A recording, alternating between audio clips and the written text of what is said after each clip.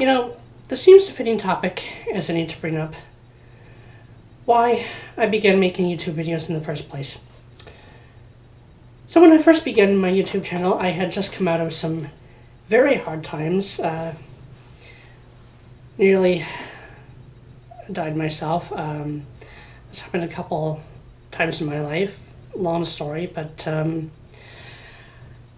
had reached the beginning of a little bit of stability again, and I wanted to go back to what I really loved doing, which was talking about prehistoric creatures. Actually, the first idea I had was just making my fossil entry series, talking about prehistoric creatures, but after a while, as the very chaotic and often very distressing events of the world unfolded, some of them becoming clearer, others only more chaotic as I learned a little bit more.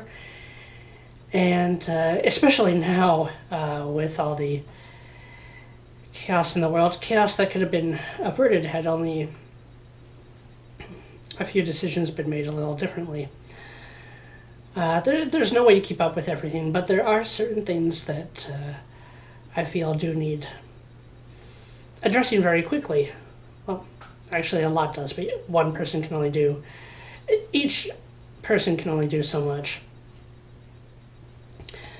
So I felt the need to expand my range of topics, and so I did.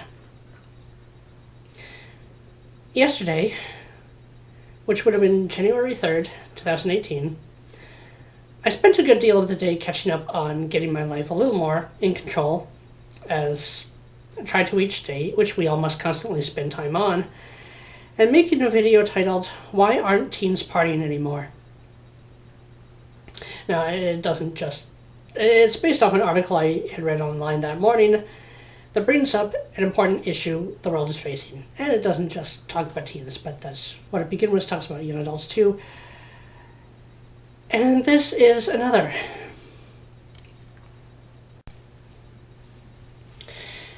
It was later in the evening that I learned of this situation and reaction around Logan Paul and the video he uploaded where he actually stumbled upon the body of a man who had hanged himself in Japan's Aokigahara Forest,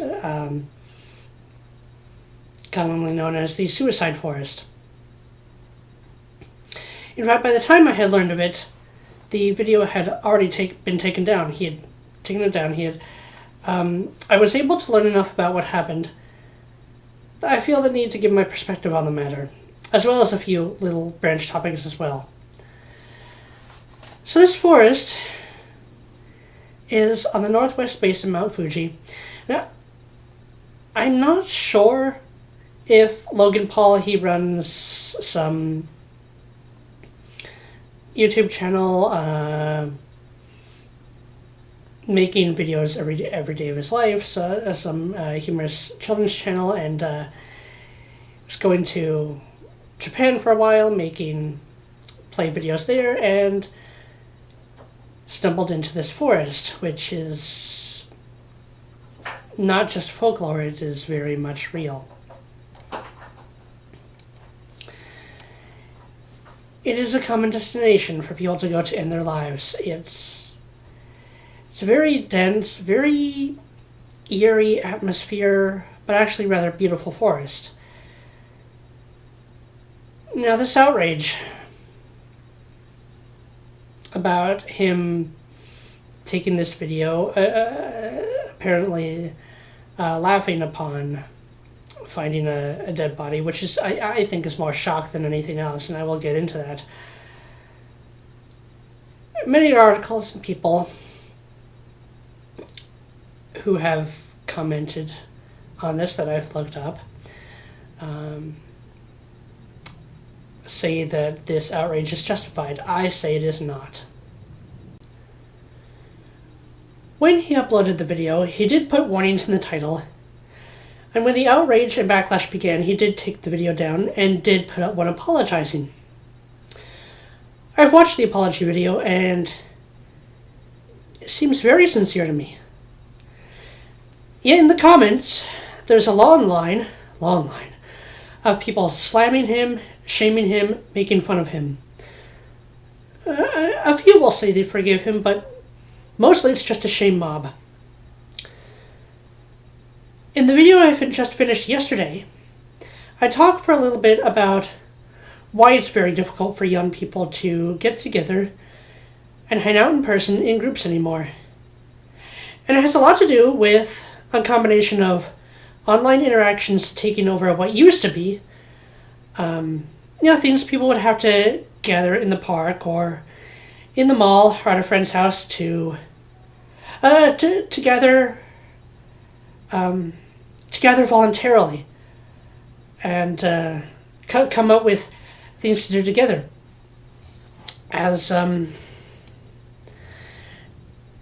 well as there being constantly increasing restrictions on what you can do and say together in almost all aspects of life. School, work, online itself, even home and family. The freedom to be oneself and to relax and enjoy life without being terrified of people and of how people are going to perceive anything you say and do has been destroyed by these increasing restrictions, by people online who will gang up on a person. I know this time it isn't a small issue, but by this mobbing of people. No one knows, if they say or post one thing a little bit controversial, no one knows they're... no one can trust that someone's say-so or weird idea of offense isn't going to totally destroy their lives. And this loss of being able to bring attention to things that need to be talked about, the loss of freedom of speech, which, again, this is a little bit different, but people are reacting without thinking things through. And it's getting worse all over the world. When you have a social atmosphere like that, it makes much more sense, tragic but true, to have more of your interactions with people from a distance rather than in person. Which, in person, someone face-to-face is much more intimate and calls for much more empathy and reason and logic than from afar. And from afar, it is much easier to judge people, to come to conclusions before knowing the full story, to gang up on them, and to shame them. It is high time we began realizing what is happening to us and started fighting back against that. Stop getting up on people to destroy their lives, because that is exactly what it does. If you don't care about that, you have no right to give another person morality lessons. There's a saying about friendship. If you want friends, you have to be a friend. Well, much the same, if you want compassion from others, you have to be compassionate. And that is not what I'm seeing people being. Again, with some exceptions here and there. Logan took the video down and he apologized. As for uploading the video, let me say this first. We have built cultures that laugh at and ignore death all the time. Children laugh at death in their books, in movies, in live action series. As do we, adults. If the moral issue is that it's a very different thing to show a real life death, well,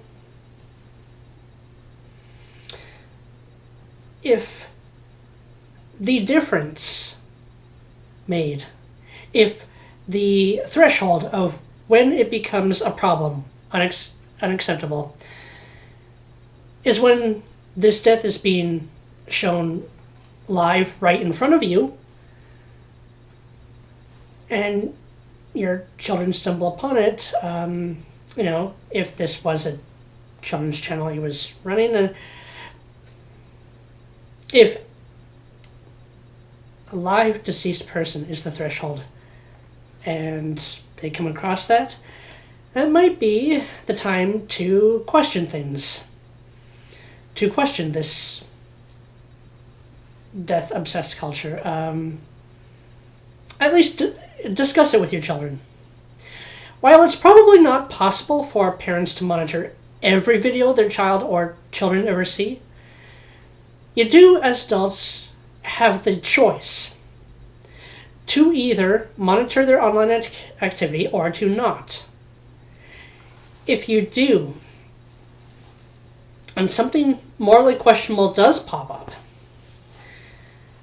well, I think the first thing you need to do would be to have a discussion with your children about it. Not full of reprimands, but explanations. Have an honest conversation and allow them the time to process what they've been through.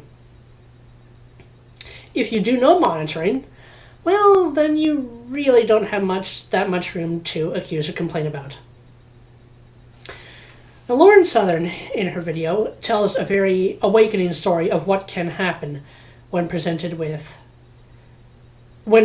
people are faced with death head on in real life.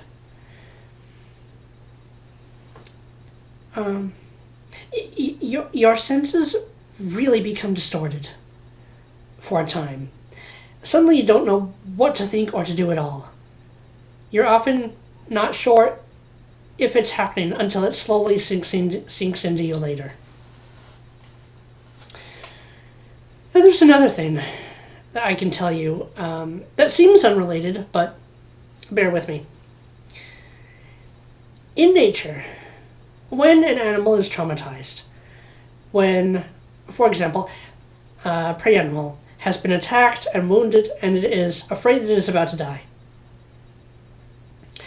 it will enter into a state of shock in which it almost shuts down for a while. It's still aware of itself to a degree, but again, its senses, its perspective on time, on the reality of what's going on, will become not fantasized, but distorted. You will see this happen, for example, when a bird or rabbit is injured by a cat or dog. If they survive, they will stay motionless, or their body is still totally moving, but they're in shock for a long time. You will see this among larger prey animals in nature documentaries when they are caught by large predators but manage to escape. They will go through a period of distorted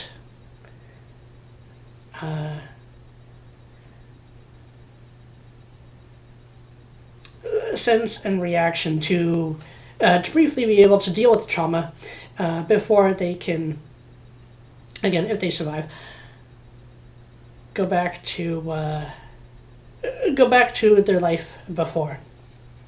This will happen to humans as well, not only when they survive near-death injuries, but when they witness them.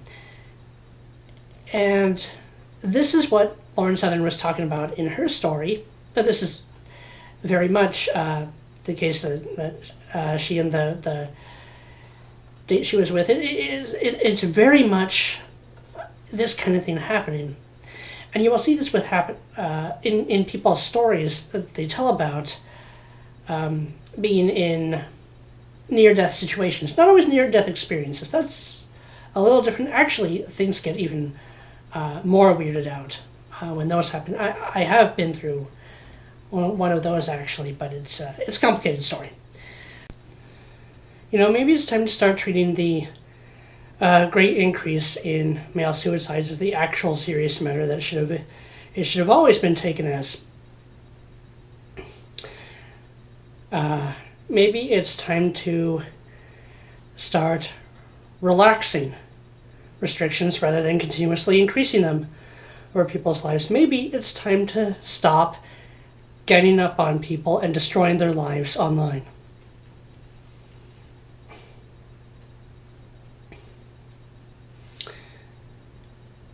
those are the lessons that should be learned.